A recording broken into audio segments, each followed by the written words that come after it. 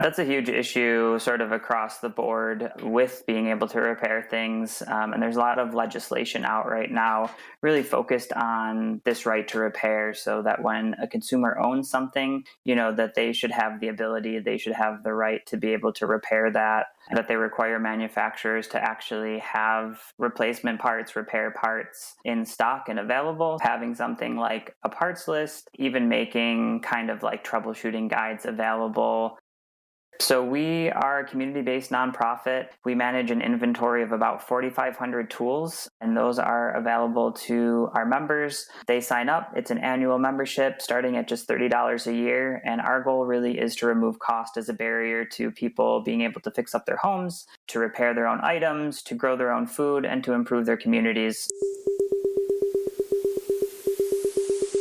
Welcome to Mindful Businesses, presented by Sarani, and I'm your host, Vedya Iyer. In our podcast, we bring to you businesses that are mindful in their practices and processes. A mindful business is one that employs sustainable social, economic, and environmental practices. Today, we have with us Darren Cotton, Executive Director of the Tool Library, Borrow Tools, Build Community. He joins us from Buffalo, New York. Welcome, Darren. Thank you so much for having me. In this modern era where there are over 11 billion mobile phone connections for the 8 billion global population, and where 85% of the world's population owns a mobile phone, the problem of e-waste has compounded. This invention is different than other inventions like, say, the TV, where it was shared one per household, maybe a couple of households or even a community would share a TV or electronic device or even a landline. What is the extent of the e-waste in our present time? It's obviously one of the fastest growing segments of the waste management sector. And, I think the difficulty is, especially in this country, when we toss something, throw it in the garbage, we don't necessarily see where that ends up. It's not in our backyard, it's not in our communities. So whether or not it feels like something that is super pertinent to us, I think that's where we really struggle. So much e-waste ends up being exported to other countries, ends up going into landfills and really degrading the environment of all of these other countries that we don't necessarily see on a daily basis, but that are impacting people's lives, entire communities' health, issues with groundwater, soil contamination, you name it. And so I think we really have to bring those challenges to the forefront and think about how can we, from the root source, how do we eliminate the need to throw things away? When you say e-waste, what would be the broad categories? So that's anything from cell phones, tablets, all the way to, I would consider things like printers, anything that you would hook up to your computer, a digital or electronic product, a lot of smaller appliances I consider e-waste as well. But a lot of these have tons of components, tons of rare earth materials and metals in them. So the amount that is getting thrown out, and again, the fact that we then need to then go mine, manufacture all of these materials over again. The challenge of why these electronic products are disposable or we don't even bother to repair is that the manufacturers have made it in such a way that it is very difficult to repair. Like I remember growing up, we used to have a landline and there used to be a loose wire connection. As a teenager, I would open it, connect up the wires, make sure they're tight, and close it up, right? Now they make it in such a way you would need very special equipment or a machinery to open it up to be able to repair. That's a huge issue sort of across the board with being able to repair things. And there's a lot of legislation out right now really focused on this right to repair, so that when a consumer owns something, that they should have the ability, they should have the right to be able to repair that. And to your point, manufacturers have really moved towards this idea of manufactured obsolescence, planned obsolescence. And really in that, it's a profit motive. So if people are repairing things, that means that they're buying less new things. That means that the margins that companies are seeing are slimmer. And so they want to incentivize people to throw something out and buy something new because there's that much more profit to be made in something like that. Not necessarily taking into account, the long-term costs to the environment, to ourselves. So that's the challenge. There are very strong right to repair laws and legislations in Europe. What rights do they give consumers specifically? For instance, I think the iPhones are moving towards USB-C adapters, kind of universalizing it. So that is one part where you don't throw away your adapters, you can use it even though you buy a new version. And similarly, there are some requirements of manufacturers in Europe. What are some of those requirements?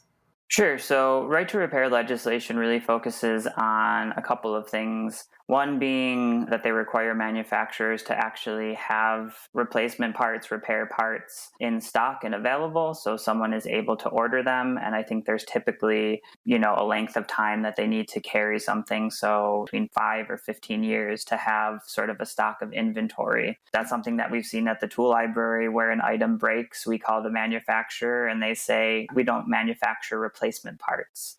And even further, we had a KitchenAid, the mixer. It's pricey. It's about $350, and I was determined to repair it. It was so difficult to get the parts list. We probably spent over $150 buying the wrong parts. And in the meantime, we had opened and played around with it that we lost some of the little gears which were there and which were impossible to find again or even understand what's the part list. Yeah, so access to information, that's another huge one. Having something like a parts list, even making kind of like troubleshooting guides available. And again, the manufacturer's perspective is intellectual property, copyright infringement. So they are afraid of third-party repair companies coming in, potentially like using proprietary software or hardware. Those are typically just tools that they're using to block people's ability to repair these things.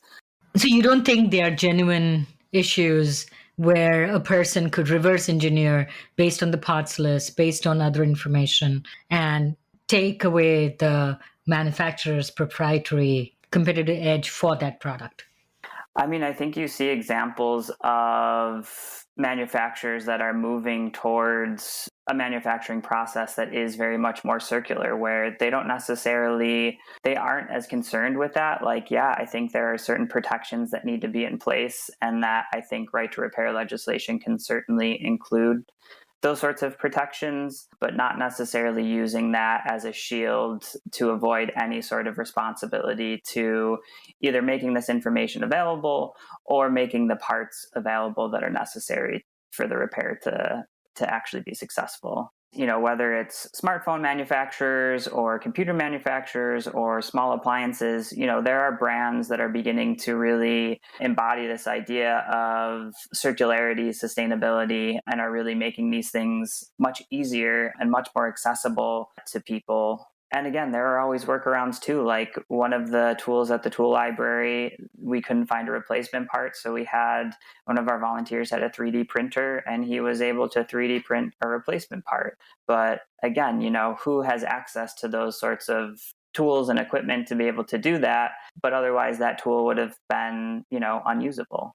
So we both met for the first time at the Repair Cafe in Buffalo, New York. Talk about what you do. You are the executive director of the Tool Library. What is the Tool Library? So we are a community-based nonprofit. We manage an inventory of about 4,500 tools, and those are available to our members. They sign up. It's an annual membership starting at just $30 a year, and our goal really is to remove cost as a barrier to people being able to fix up their homes, to repair their own items, to grow their own food, and to improve their communities. So we really want to take that tool that may cost $400 or $500 and make it accessible to anyone regardless of their ability to afford that, regardless of where they're coming from, what their backgrounds are. So our goal really is this idea of accessibility.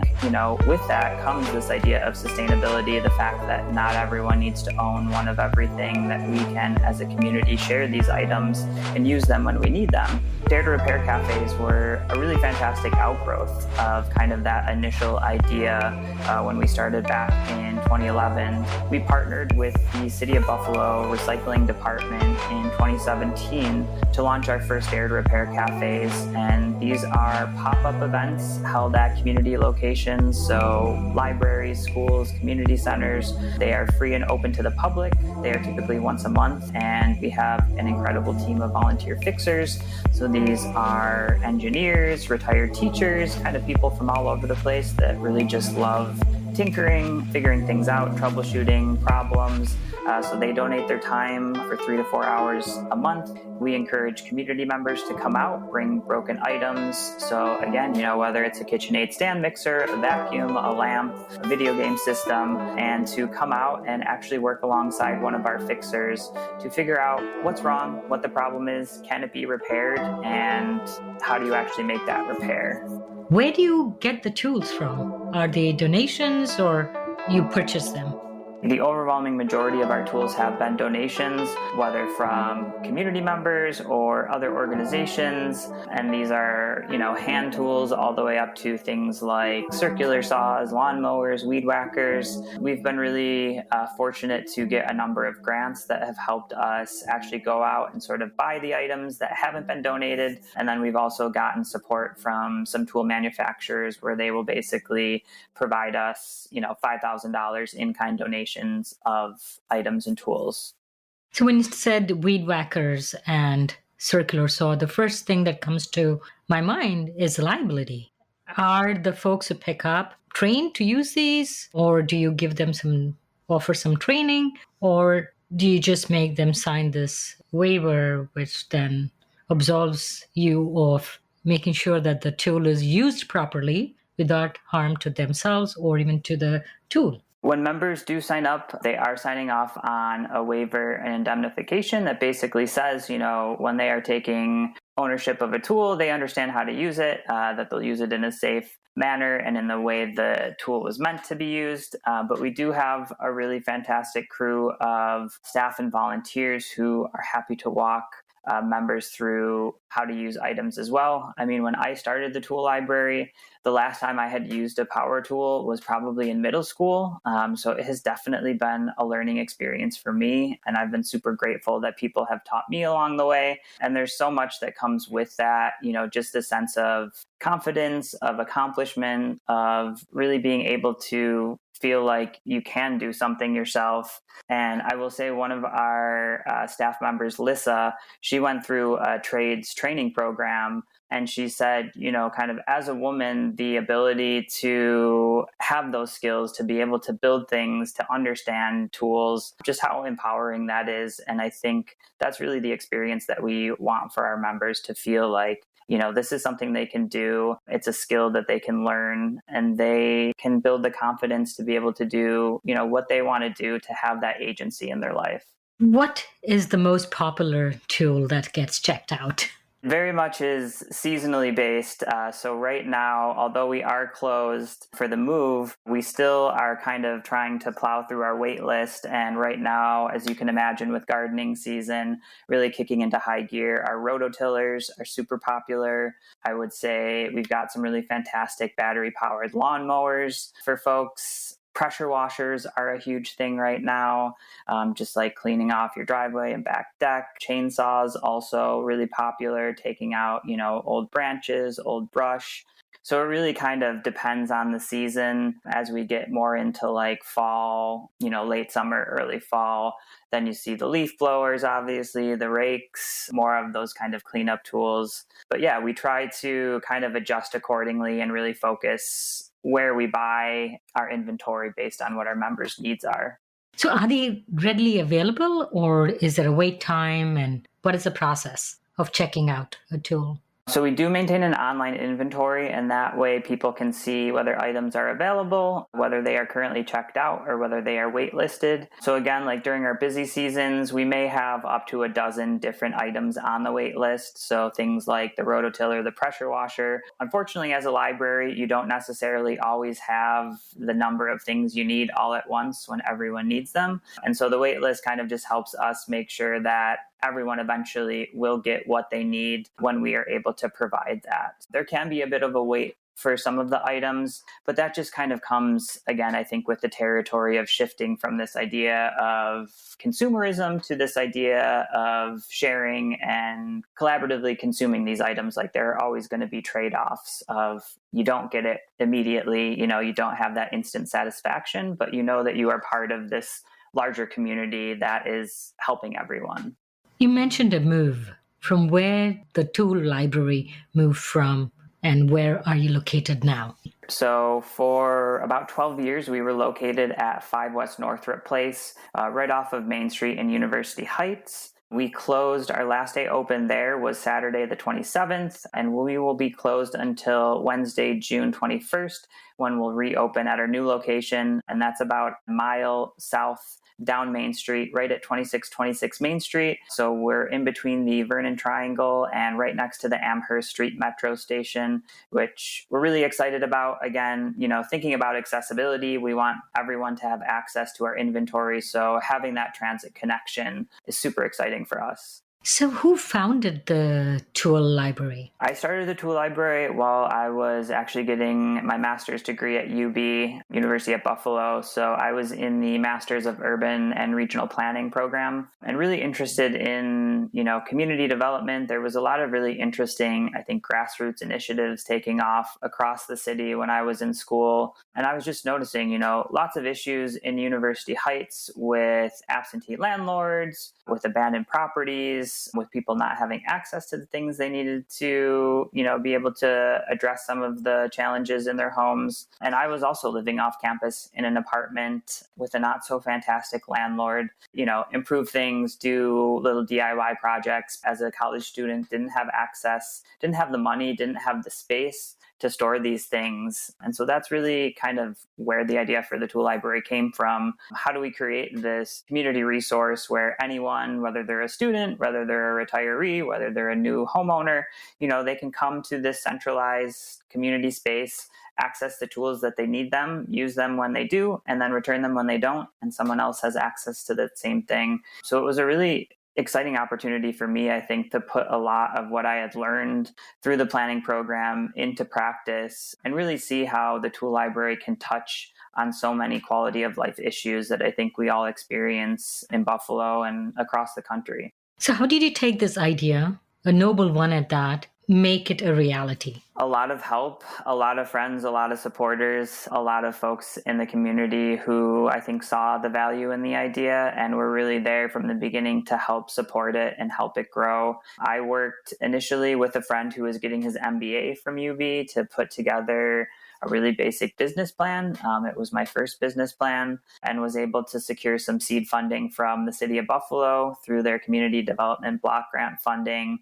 So that was kind of the seed funding that we needed for rent, for kind of overhead that first year to purchase, our first 40 or 50 tools. And ever since then, it has really just been this fantastic supportive community of members. So membership dues obviously help sustain us. Lots of grant writing, lots of fundraising. We have an annual garden party every August that helps kind of sustain us. But yeah, for the first 10 years, we were completely volunteer run. So we had no staff. So that obviously helps with keeping costs low, but it also makes operations exceedingly challenging, as anyone with an all volunteer organization knows all too well. So we are kind of in the process of now we've gotten to a point where we just need kind of that support, that staff capacity. So last year we added our first part-time person, Lissa, as our operations manager. And this year I stepped into the role of executive director, but we're both still 2 part-time people. And we've got a membership of over 1,250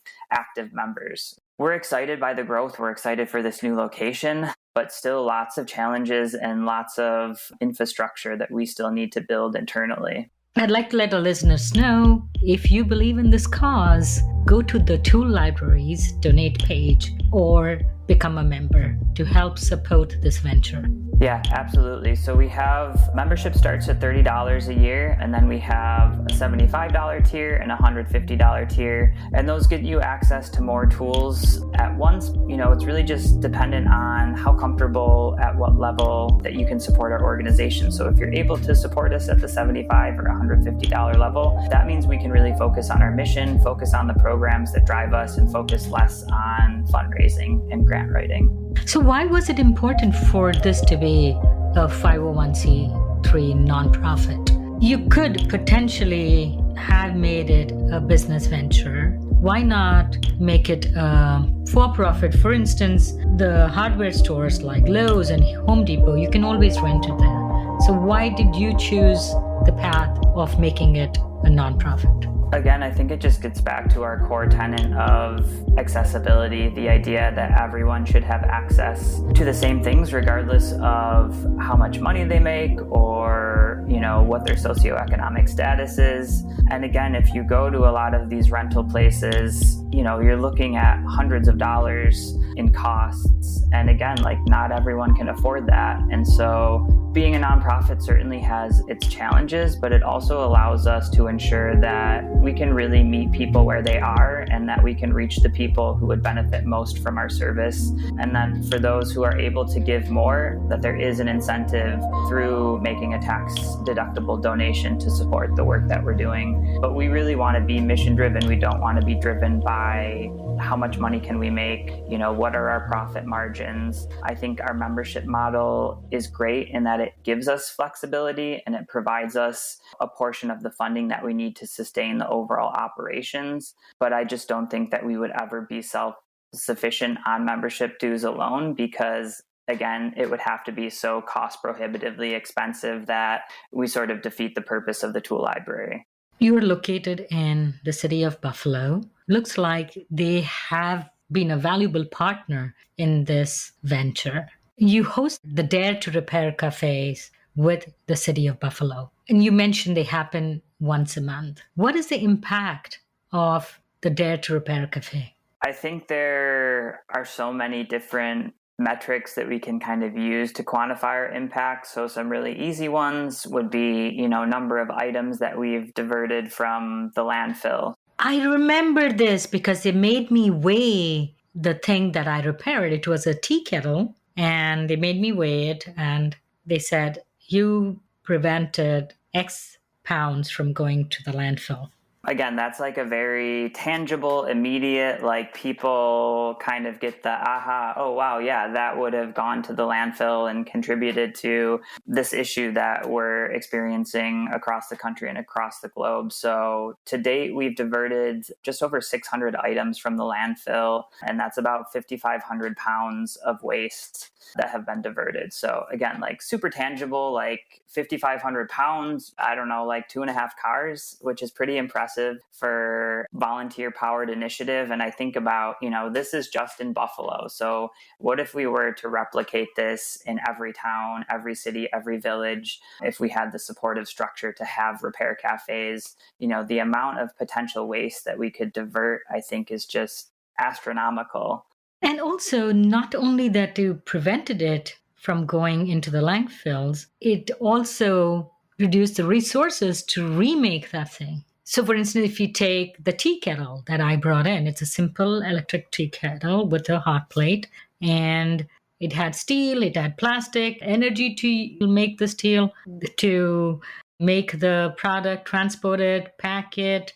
So many things are eliminated by the half an hour spent with the help of your volunteers fixing the electric tea kettle. And that's something that we would love to, it's on our radar right now to be able to quantify that impact, because again, from the idea of sharing is great for building community, but it's also great for the environment, and it's great for the challenges that we're facing with climate change. A tool library in Scotland has developed a methodology to actually determine how much carbon is offset by a person borrowing a tool versus going out and buying it. So based on what the tool is made out of, how much the tool weighs, they're able to make a pretty close approximation of X number of pounds of carbon were diverted. In a dream scenario, we'll be able to go through every year and say, our members by borrowing have offset 15 tons of carbon. And same thing for Dare to Repair Cafe. If we have a general sense of what the item is made out of, what its weight is, we could actually calculate this is how much carbon we're offsetting by repairing that item and ensuring that it's not going into a landfill. So that's really exciting. And I think that is not necessarily a solution that tends to get talked about a lot when we think about how do we transition to a green, clean future. There's talk about all of this new technology. There's talk about renewables, but it's like repair is such a low hanging fruit. And the amount of things that, like to your point, all the materials that it saves, all the manufacturing and the transportation costs, like it's a domino effect. So how often are the Dare to Repair cafes? It's once a month? Is it on a particular Saturday or a Sunday? Yeah, so it's typically once a month. For the repair cafes in the city of Buffalo, we do partner directly with the city of Buffalo recycling department. And then we do have repair cafes in some of the surrounding suburbs as well. And then in July, we'll be back into the city. We'll be at the Delavan Grider Community Center on July 15th. And again, our goal really is to visit different parts of the city, different parts of Western New York. So to make something like Dare to Repair more accessible to people and different communities. And it's open and free to all. And you don't have to be a member of the tool library to attend the Dare to Repair Cafe, which is manned by very talented volunteers who will assist you or will repair the item for you. Yes, we are so incredibly grateful to our volunteer fixers, without which Dare to Repair Cafe would cease to exist. I myself am more of a admin, check people in, take photos, have fixed a few things in my own home, but I am still working on building that confidence to be able to fix someone else's items. But we have an incredible team of fixers. It's always such a fun event. Like everyone is always in a good mood. People are smiling. Like you go away hopefully with an item that's working, but hopefully with a new set of skills and a new sense of confidence too. Like that's one of the intangible things I think that Dare to Repair really does, is giving people the ability to repair these things, hopefully themselves, the next time something breaks. There are a bunch of repair cafes in Amsterdam, Europe. I know for sure in Amsterdam, I'm not sure which other countries they're in. How is your repair cafe different than theirs? Or are they all fairly similar? Yeah, I think a lot of them kind of subscribe to the same sort of core principles of this idea of waste reduction, but also this idea of teaching and hands-on kind of demonstrations, and really it not just being a repair service where you come and drop something off, but it's more of an experience where you come, you learn, you get your hands dirty, you use tools, and hopefully, again, like you have that confidence to then make that repair in the future. There's an International Repair Cafe Foundation. So for anyone out there who maybe has, a handful of friends who are super handy and you're like, we could totally do this. We literally started with no funding, no space. We just put a call out for people who like to fix things. We got a really fantastic response. We held our first repair cafe at our old location, again, super successful. And it's just sort of, the momentum has built from there. One of the major impacts, which is an obvious impact, is the cost of landfills in the United States. Very close to where you are and where I am, in the town of Tonawanda, just about 8 miles from the city of Buffalo, was one of the largest landfills in Western New York. Even the radioactive contaminants from the Manhattan Project were in that landfill. I believe, from what I've read, the landfill in the town of Tonawanda has been cleaned up. The cost of sending things to the landfill is still very low in the United States. How can we make sure that the costs don't incentivize as a consumer, as a manufacturer, as a city government to send more things to the landfill. And in the present situation, it's easier, it's cheaper for me to just put it in the trash can, just close my eyes and let somebody else take care of it, either in the stateside in the United States or whichever country is willing to take our trash. It's a great question. I think one of the challenges, to your point, is that it is so cheap because so many of the costs are externalized. So when I get my user fee from the city, I'm always astonished with how cheap it is, because it's like, this is not the true cost of what it takes to transport all of these trash, to then store it off-site somewhere. But again, like, a lot of those true costs are not paid for by the municipality or the waste management company. They're paid for by all of us, by the public. Issues like soil and groundwater contamination. And again, for those items that are shipped off to another country, all of those externalized costs sort of falling on to those people and those communities. And so I think, as important as right to repair legislation is, I think policy around waste management is just as important. And one of the challenges is, okay, well then who pays for it?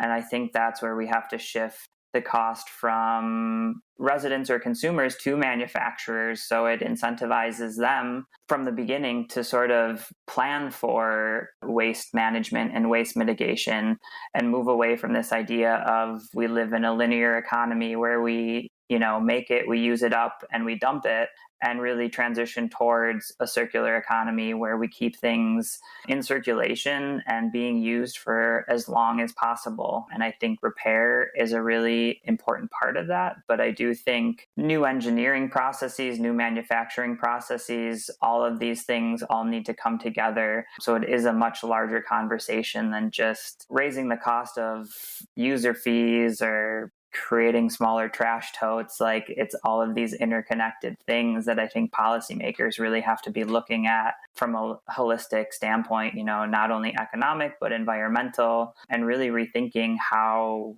we do structure the economy and how we structure waste management in the country. I hope our conversation today will trigger conversations in communities, in families, in how they dispose and use and repair their electronics. Thank you so much, Darren, for coming on Mindful Businesses. Thank you so much for having me. This was an absolute pleasure. You're listening to Mindful Businesses, produced and hosted by Vidya Iyer. We'd love to hear from you. Send an email to info@mindfulbusinessespodcast.com. If you learned a thing or two from this episode, share it with one friend. Click on the subscribe button to be the first to learn about our latest episodes. We recorded this podcast in Buffalo, New York. Theme music was composed by Tatum Gale. Roseanne Korean is our marketing assistant. Ketan Karat is our podcast editor. Our advisors are Jim Stone and Anupama Pasricha. This is Vidya Iyer with Mindful Businesses.